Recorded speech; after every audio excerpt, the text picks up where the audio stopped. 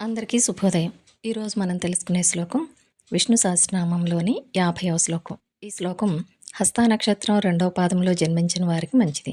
శ్లోకం స్వాపనః స్వవసో వ్యాపీ నైకాత్మా నైక కర్మకృత్ వత్సరో వత్సలో వత్స్ని రత్నగర్భో ధనేశ్వరః.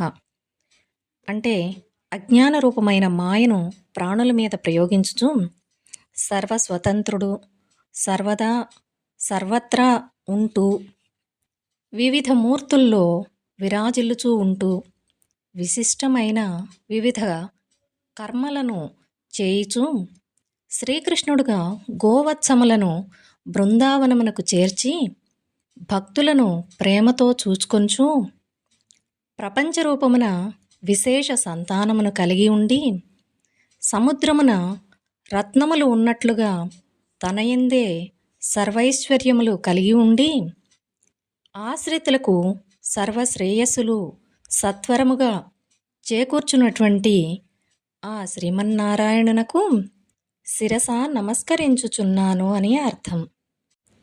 స్వాపనః స్వవసో వ్యాపీ నైకాత్మా నైకకర్మ కృత్ వత్సరో వత్సలో వత్స్ని రత్నగర్భో ధనేశ్వరః.